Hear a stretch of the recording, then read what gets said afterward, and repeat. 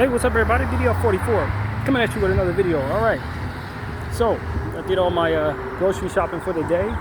It's a nice Monday, final week of this particular contract with this room. I'll be in the hotel from Friday and Saturday, or the motel from Friday night to Saturday morning. Hope to get a new contract on Saturday. Everything should go smoothly from here. Everything I need to get myself in the motel is already in place, so that's a real blessing. You know, usually I'm waiting on Uncle to pay in order for me to be able to at least take care of that aspect of it as well as everything else. But I've been doing a much better job of saving money lately, and you know, eliminating eating out has really helped. Because you know, last year I would get Mexican food and get me some, you know, Chick-fil-A salads every couple of days. I would try to treat myself, but lately with so many stomach issues that I've been having eating out, learning what it is that I cannot have and understanding that it eliminates most of what I eat out, it just kind of eliminated the comfort with eating anything that I don't cook. So with that being said, it saved me a whole lot of money. Didn't know how much I was spending on eating out until I stopped and realized how much money I had left over. So hey man, when you have these type of allergies, it can be a blessing and a curse. A curse for the stomach, but a blessing for the dollars. So I'll take it. But yeah man, it's a pretty decent day. It's hotter than it looks. A lot of weird weather in that regard. I'd say it's about 77, something like that, 78, but it looks like it's like 60 degrees. So I'm not complaining though. I was able to get everything I needed done, filled up my backpack and walked up the hill, and then after I did all that stuff that I normally do in Hollywood, I finished up at Trader Joe's and then came on home. So it's just a run-of-the-mill day for me, to be honest with you. Nothing too special. Very nice though, very good to be out. Yesterday, of course, I stayed in. It was Sunday. Enjoyed Bible study with my family. You know, kind of worked on some art for my latest playlist, the K-List 414, which was really good. I did that on Saturday, and then of course the art on Sunday. And I like that playlist, man. It came out pretty good. Kind of a high tempo dance type thing. It wasn't really the type of music I normally go to, but when I do work with those type of sounds, I usually walk away feeling good about the list. So yeah, K-List 414, go check that out. That should be posted. All the art's done and everything. So I haven't done my 100 Blue workouts in the last 3 days, and I plan on doing it when I get home tonight. I definitely will. But I've been doing everything else, push-ups and stuff like that, keeping up with all my morning stuff as usual. You know, same old same, keeping the consistency. Meditating hard, you know, praying to God. Been having dreams about people left and right. It's been very strange. I don't think the dream I had last night was very constructive, to be honest with you. But I did dream of a friend, and you know, just continue to pray for the people the Lord puts in my dreams. But yeah man, that's about as much as I'll say about that. What else has been going on? Obviously what's going on in Gaza is always in my mind. You know, it's Memorial Day. Happy Memorial Day to everybody who celebrates our fallen loved ones who served, as well as those who served that are still with us. We celebrate you as well. I think of my uncle, I think of my grandfather, I think of my brother, I think of my nephew, I think of my father, all the different people who served in this country. I may not have always agreed with everything that we were asked to do, but a lot, if not all of our folks went in with good intentions, looking to provide this country the best defense it could have, and to the best of their ability. And for those intentions alone, they deserve some thanks, let alone for the sacrifices that they made. So that's what I want to say, man. Didn't always agree with everything that this country's done and stood for. But I don't necessarily blame the people who fought for it, for those things that I didn't agree with. And so, yeah, big thanks to those who serve in just. So, yeah, that's what I want to say first. And then from there, we'll talk about some things that I wish people would fight for, man. I saw footage yesterday of, what was it, a school, I believe it was, bombed with a bunch of kids in it, 40 kids. 40 people lost their lives, mostly children in that situation. From what I understand, Wizard Bassan one of my favorite people to follow, she lost 3 cousins in that situation. I mean, it's just, I saw her testimony on that this morning.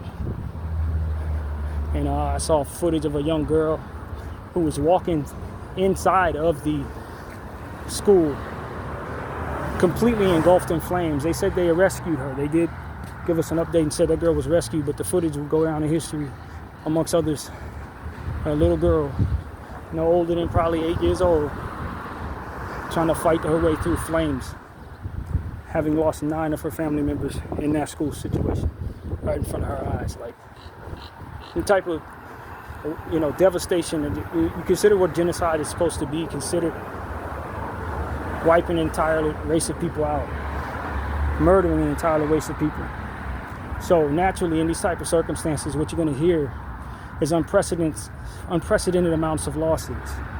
When people from their, losing family members and friends in one flurry.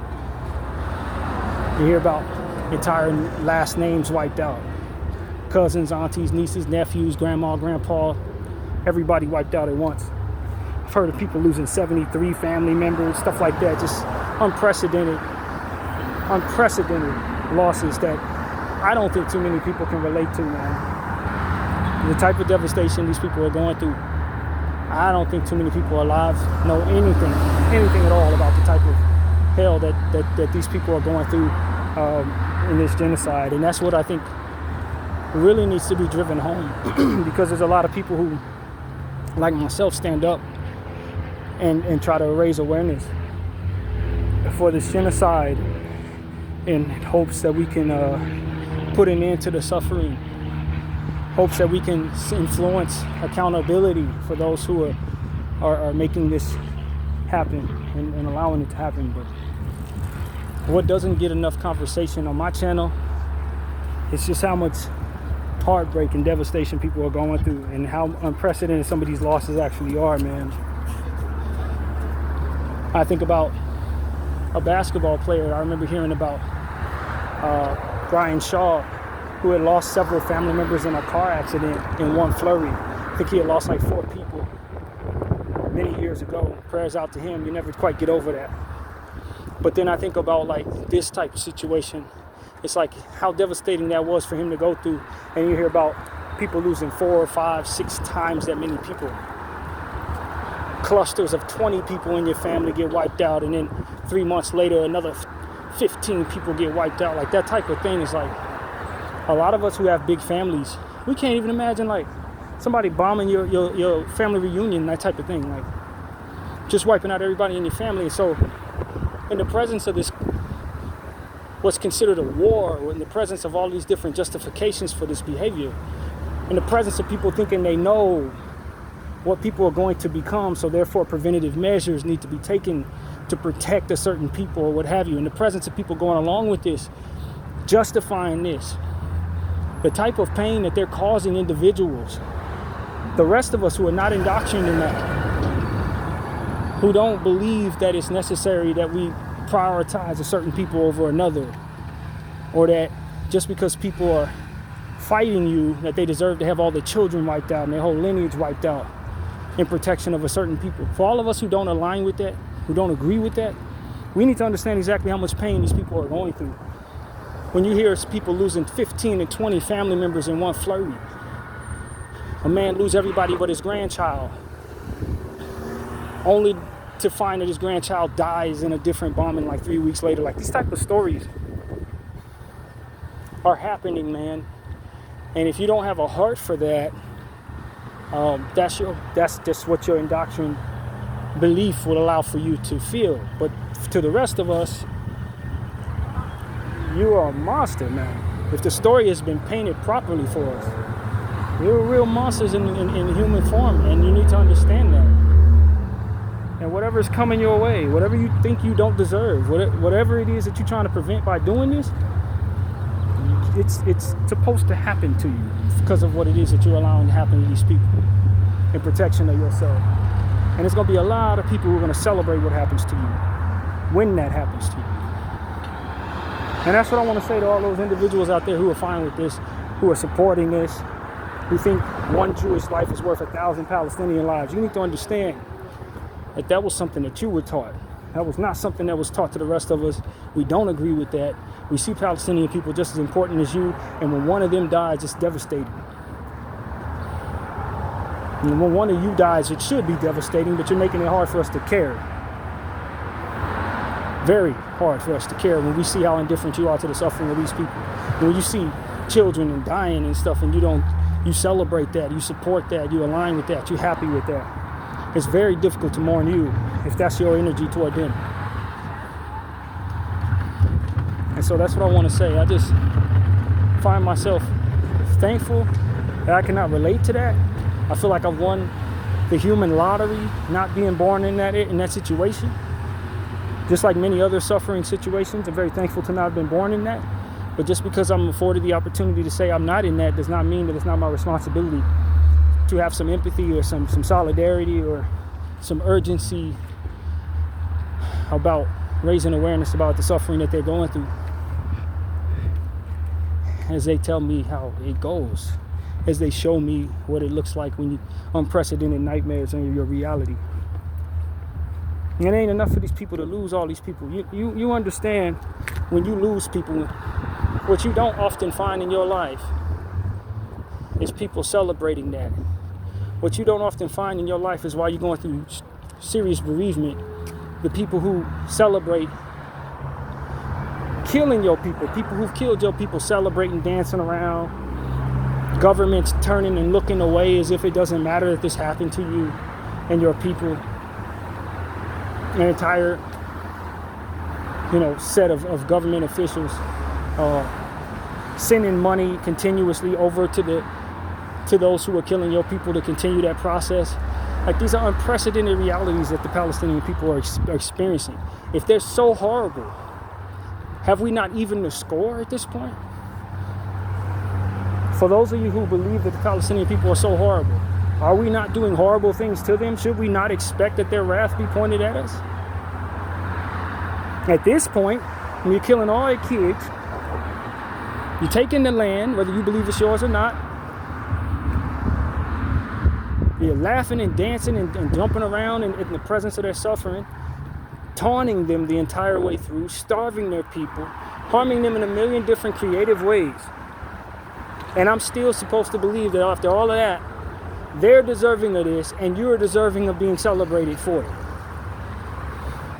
I don't know what type of mental and gymnastics and acrobats you want the rest of us to adapt to, but those of us who are knowledgeable about what's going on there, it's very difficult for us to align with the narrative that you demand. And that's what I want those who are following this situation, who are supportive, and need to understand something. You were raised with something. You were raised with an ideology that allows for this to be something that you support. The rest of us, we see you as horrible as you see the Palestinian people. The way you see Hamas at this point is the exact way that we see the Israelis. And the Israelis have done a fantastic job of painting that picture for us all.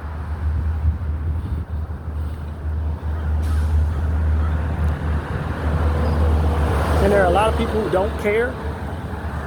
There are a lot of people who align with this. They may care a little bit, but they care more about their own house.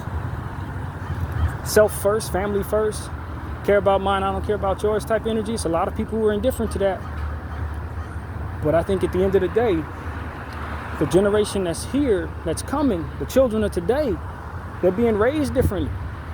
It's easy to say I don't care about nobody else when it ain't a genocide going on. It's easy to, when everybody seems to be getting their own and everybody's living precedented circumstances. Yeah, we're a little poor, or we're struggling, working hard, like that. In that environment, when nobody's suffering crazy in your presence, it's easy to adapt to a generation of people that just don't really care too much about anything outside themselves, getting over, that trying to get by. Like, if it was as simple as that for our children who are watching this genocide, I would say, yeah, a lot of us, the way things were, the way things going to be, because everybody's used to what this is, what this life is about. Get your money, try to get yourself as much of it as you can, buy yourself some property, build your portfolio, pass it to your kids, and that's the meaning of life.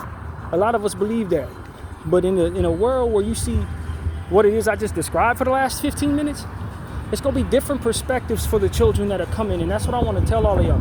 A lot of y'all mentalities ain't going to age well because it's unprecedented norms that kids are growing with, understanding that they're in the presence of a real monstrous race of people that are looking to destroy another race of people. That's going to change. It's going to change a lot of things. Especially when you see that the media is trying to cover it up. Especially when you see that those that you trust to provide you the information are not interested in giving you that information because they're aligned with the people who are doing this. When you find that an entire generation of young people are raised with this understanding that they're going to be, for their concern for others, ignored or vilified, for their concern for others, essentially called terrorist sympathizers, you're going to see differences in their way of thinking. You're going to see differences in the way that they grow into controlling the world. It ain't going to be as simple as I'm going to get mine and F everybody else and I get my money and that's it. It's going to be a different mentality because they would have been raised with this environment changing their way of focus. With this reality being what it is that helps cultivate their mentality about themselves and about the world around them. And I think not anticipating that change is a big mistake. Not anticipating a lot of the things that we consider culture changing as they continue to grow and start to control more of what it is that's going on around us is foolish. There's too much I care about today and I care about tomorrow people in this world. Only tomorrow, but not further on down the road. It's too much short-sighted thinking that's controlling a lot of what is going on around us, a lot of what is taking place. The choices that we make have long-term ramifications for our reputation, for the growth of our children and how they grow to view us and how they grow to view the world around them and themselves. It's a lot of things that the Zionists are toying with by making this a reality for all of us. And that's what I think is unprecedented, along with some of the pain that we're seeing here. It's just what comes of it.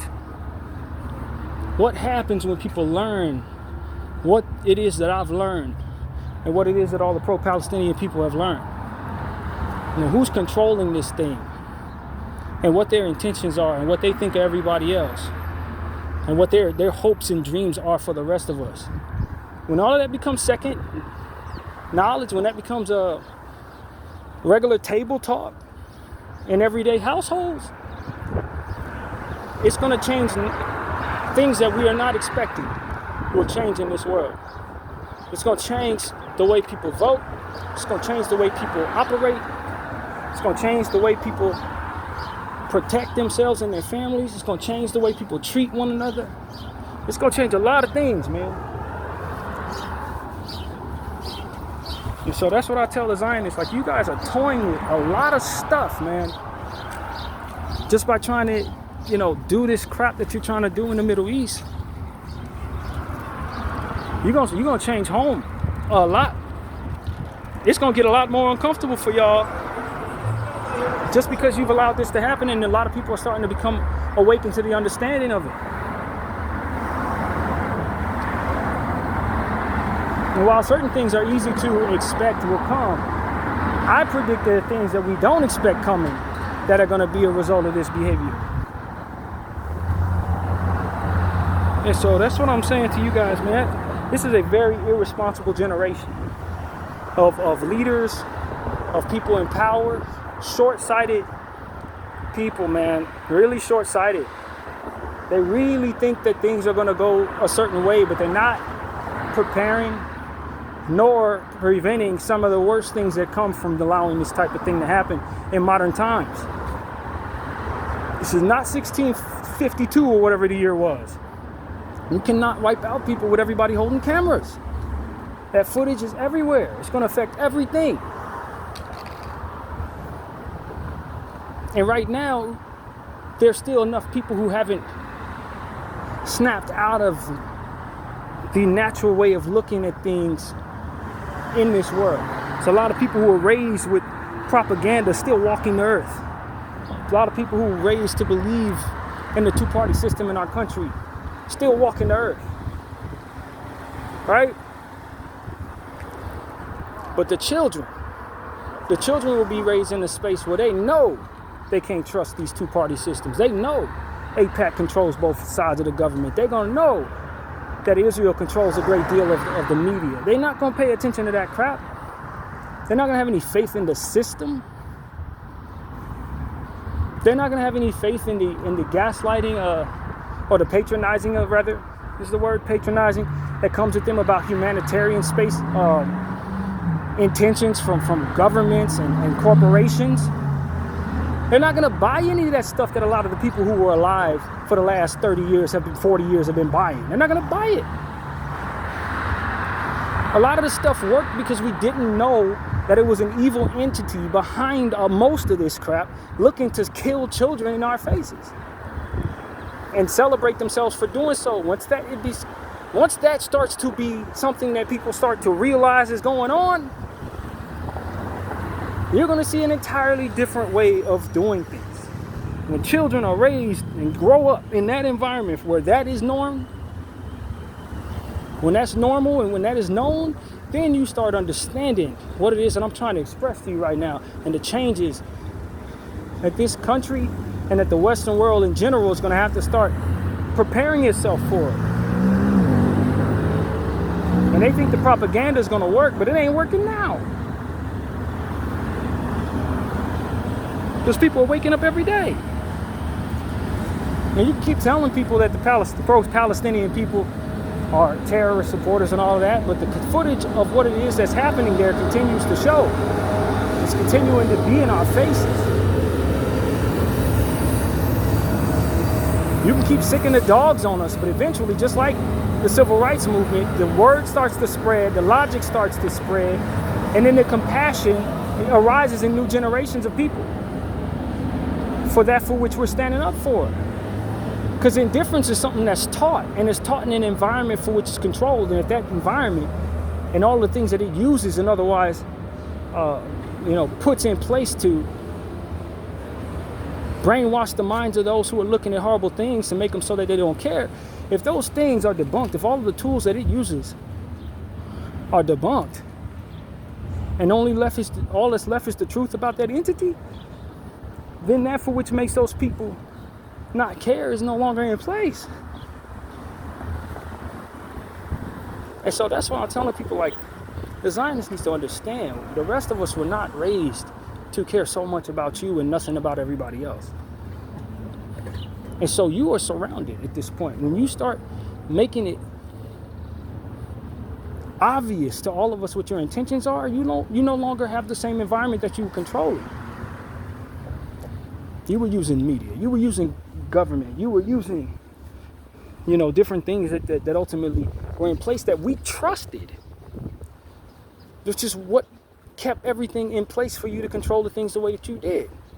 We trusted those things. It required the common idiot, so to speak, to trust in the integrity of these things in order for those things to have the functionality that they have in being propped up in place with the guise of being pro-human, with you behind it and your intentions to eventually engage in genocide.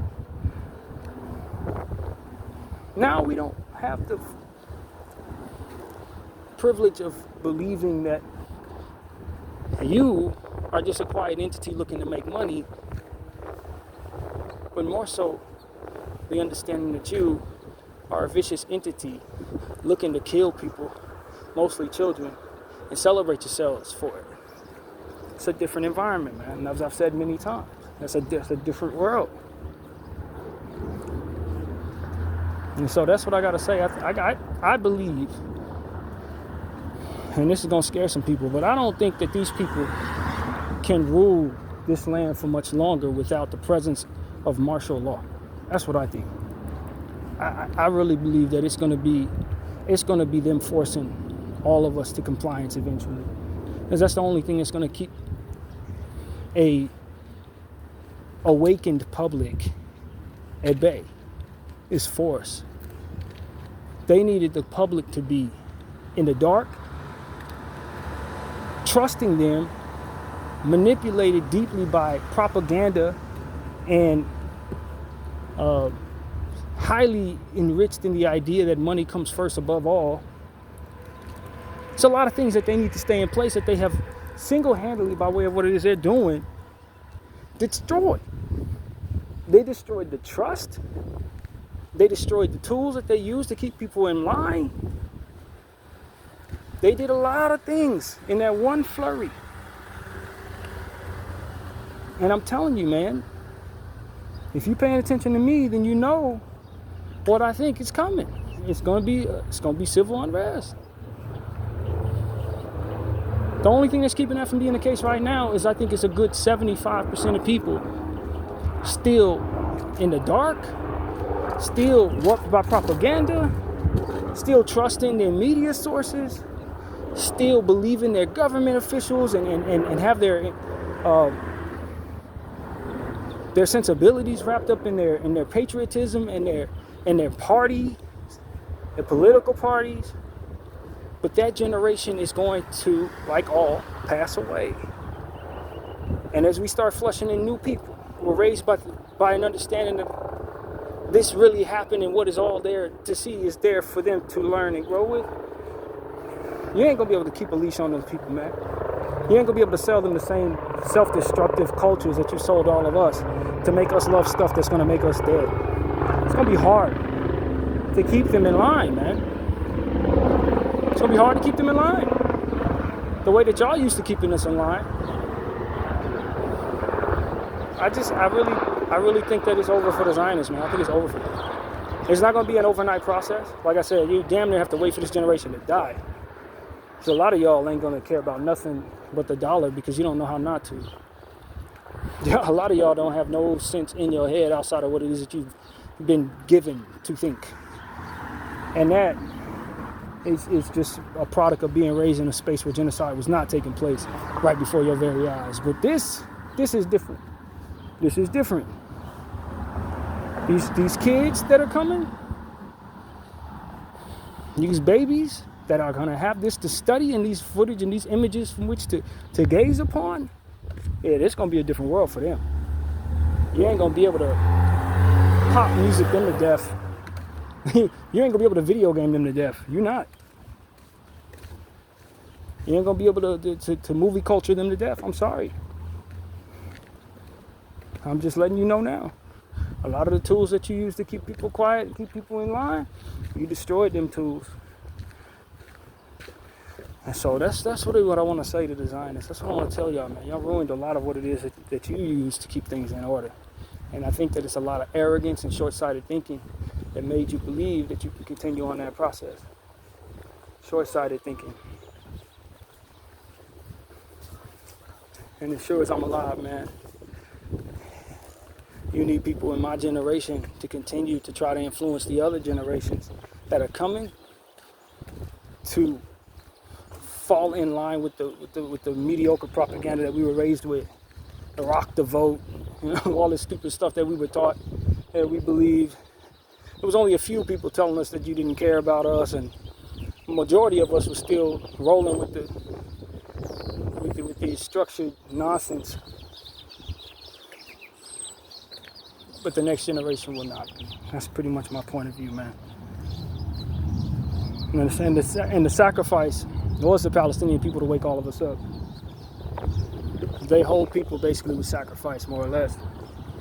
Hopefully it don't pan out that way. Hopefully there's plenty of Palestinian people left by the end of this genocide. But I just don't know that we're going to wake up in time to save them, honestly. I don't know that the rest of us, are going to wake up in time to make a strong enough impact to stop this from happening. They needed us to be all awake already. And I just say to the world, we failed them. We failed the Palestinian people, but I will also say that we were raised to fail them. We were brainwashed into being the way that we are today, so that we could not meet the urgency necessary for such an event. And that was the importance, I think, for many of what it is I'm considering in this moment. I say that was the importance of white supremacy wiping out the Black Panther Party and other entities like that. They needed to silence that generation so it didn't influence the generations that came before me to have the urgency to meet the necessary need to fight a genocide today.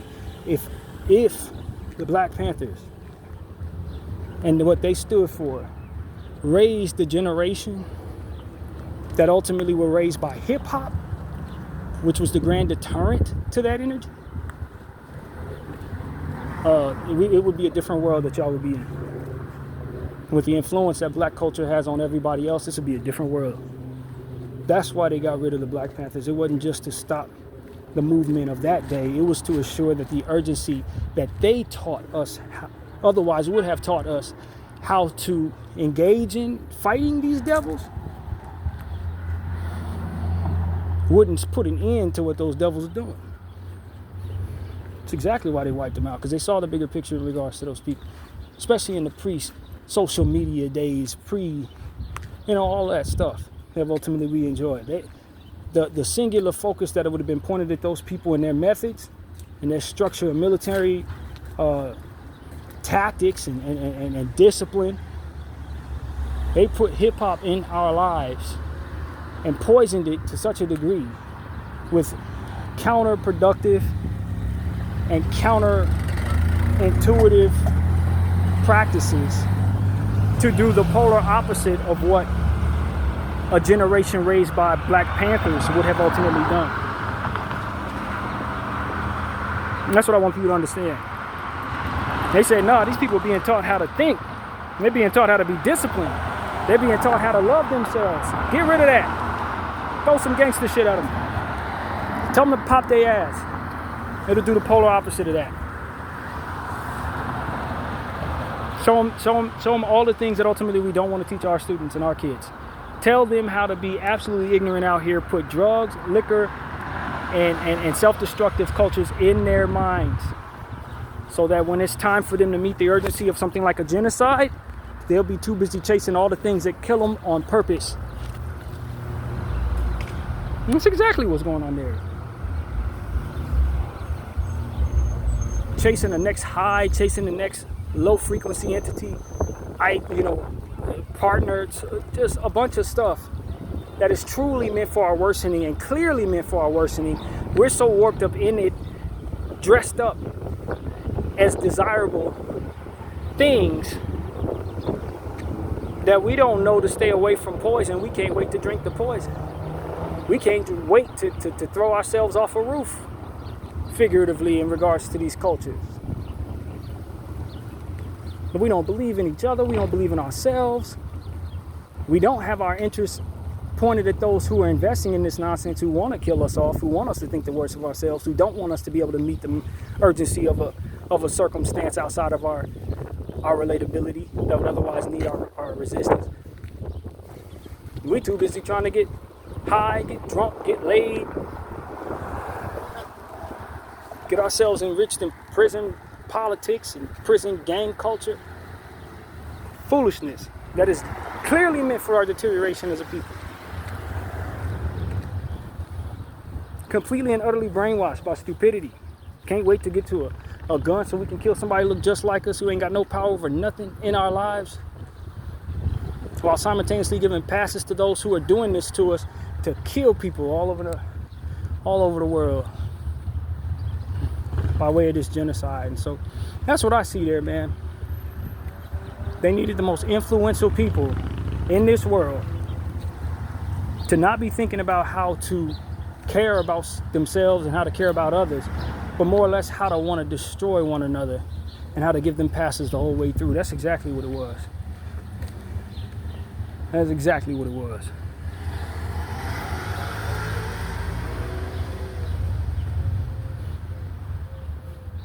It's sad because we are the one people, and I say this, the Black Americans, we are the one people who know if anybody can relate to the Palestinian people in this world, it's Black American people. If anybody can have any sort of reference to speak to the suffering that they're going through, it would be our ancestors. If anybody know about generational trauma that likely comes from what it is they're going through, it'd be the people who are suffering it now. And we're too busy warped up in self-destructive cultures and low frequency spiritual practices, chasing money and all different types of stuff that don't do nothing ever. We end up, as soon as we get the money, we end up throwing it at stuff that puts the money right back in the pockets of those who took it from us in the first place. Just clearly counterproductive stuff, and we can't wait to get to it. We so brainwashed, we can't wait to drink poison. That is not by accident. We were raised that way. Ah, man. So that's really what I have to say, man. It's a depressing world we're living in, but it's depressing because those who've had control over what goes into our brains have done a very good job of molding the world to be what they need it to be so that they can do whatever they want, at least for a short amount of time.